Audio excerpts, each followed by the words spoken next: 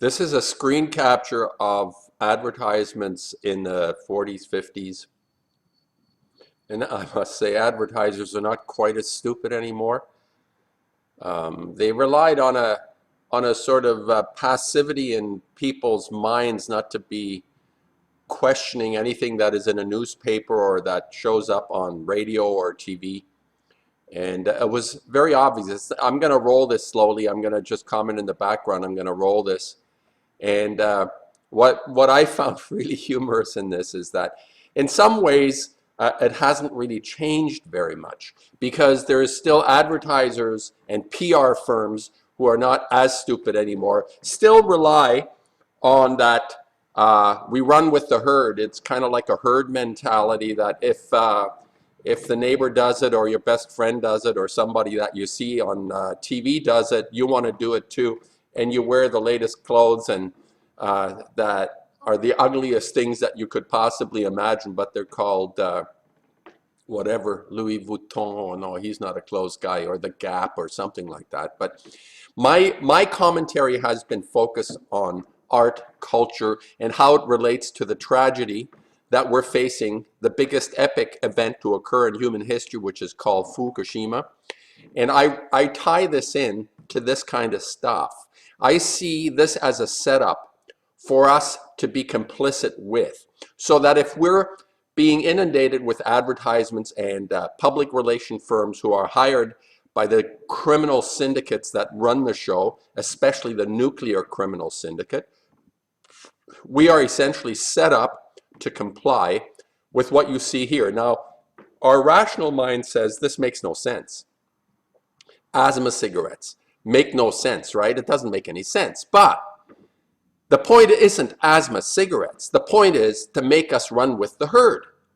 So if you can get people to be totally irrational, if this is my comment. The objective is to actually follow the irrational part, the stuff that doesn't make any sense. So you inundate the airwaves, or your narrative gets out there based on something that makes absolutely no sense whatsoever, but you're going to buy into it. So it's not the fact that they're making money. Yes, of course, they're making money on it.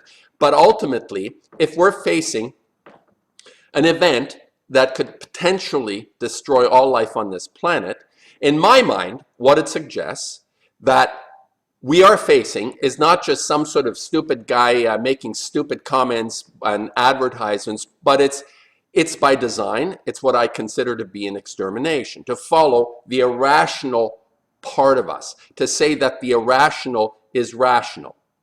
And our culture is based on this phenomenon. And we are subjected to so many different influences or things that we believe to be of significance and importance in the public domain in popular culture, that we adhere to these ridiculous statements that a woman will be happier with a Hoover.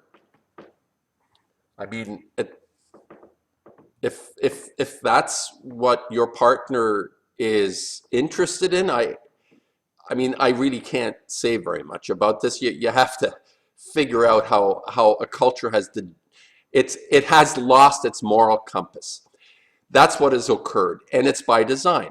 So when I comment here and I talk about Fukushima, and now Hanford has had a catastrophic event, a collapse of a tunnel, a plutonium-bearing tunnel, isotopes, man-made nuclear isotopes are in this place, like Fukushima, and these plants are going to, these plants are going to start disintegrating and breaking up and causing enormous problems for all of life on this planet.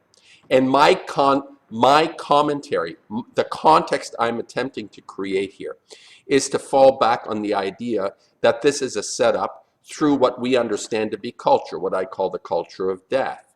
And the reason they get away with it, and they get away with this irrationality, is because it was designed in order to make us follow something that makes no sense. This is culture.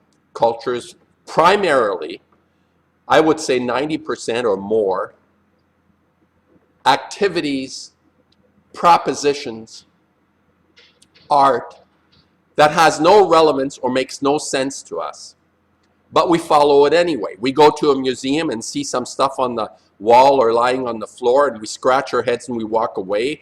And it's kind of like this notion that, oh, this must be great art because we don't get it. Well, that's not why art was great. It wasn't great because people didn't get it, but because the people making the great art had a compass within them, a rationality, a vision, an understanding about the world that they live in, and they interpreted it in such a way as it would give us a kind of clarity, a joy, a passion, a pleasure. And just because we weren't used to it doesn't mean that we were scratching our heads and walking away not knowing what it means, but that's what it has become now.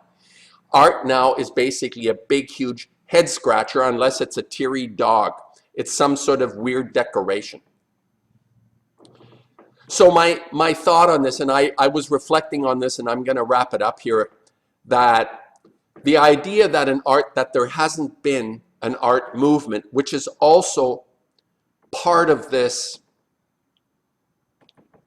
directive to isolate us from those people that are actually presenting us with a vision that would make a difference to our psyche, to our spirit, that if you isolate people away from some kind of cultural event, cultural movement, like in the past, if you understand Impressionism or classical art or the Renaissance or the Enlightenment, or if you have more recently Surrealism or abstract expressionism or pop art, these were actually major events in the building of our consciousness in regard to ourselves, in the sense that we would grow from these visions that certain people in our society would have that are called artists.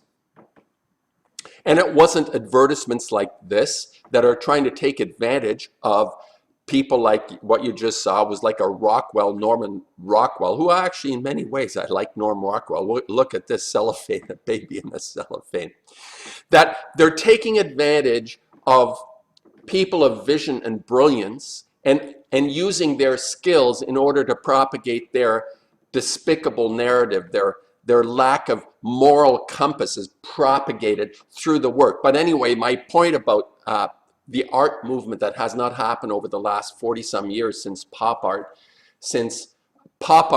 which should have been only a 6-month kind of event in culture, and people would have recognized and says, yes, we incorporate and understand what Andy Warhol was saying. He was exalting the banal. He was ridiculing the banal. He became banal in order to ridicule that which he saw. And in that sense was brilliant in his understanding. But people took this in and took it seriously and thought, oh, the banal is actually valuable and wonderful. Let's be banal for the next 40, 50 years. And this is what's happened. And what is the art movement that hasn't happened is to counter the last art movement, which is always what happens. If you look at art movements, the next art movement always countered the people that came before them in some way. Why haven't we countered this ridiculous movement called pop art with the substance of our being to say, banality is not the top of the list for my worldview, that I actually have a conscience and I want to exercise that conscience through the best work that I can make as an artist. Why hasn't that happened? Why hasn't that happened? And I would like to say that there is actually now an art movement that has occurred, but it's not being recognized or it's not being exhibited or promoted. What is being exhibited and promoted is the work by the charlatans, by the people like Koons or Damien Hirst, the people that have been embraced by the culture, by the popular culture, who continue pop art in their version. They do not resist. They do not resist what has occurred. What happened 40 years ago was a warning. Warhol warned us about what we're going into, that this complicity will sink the ship. This is the understanding that Warhol had. And the idea that we are not without an art movement. I had a conversation with a curator who said The art movement that we are in now is the fact that there has not been an art movement, or they give it a name. They call it meta modern, and meta is a term, a reference to the fact that we feed on ourselves, in a sense, that we use things that have been produced in the past. And this is not, I don't believe this to be appropriation. This is basically trying to live off the carcass of the past in order to propagate something that is apparently of value, but really has no value, like these advertisements. They're totally irrational.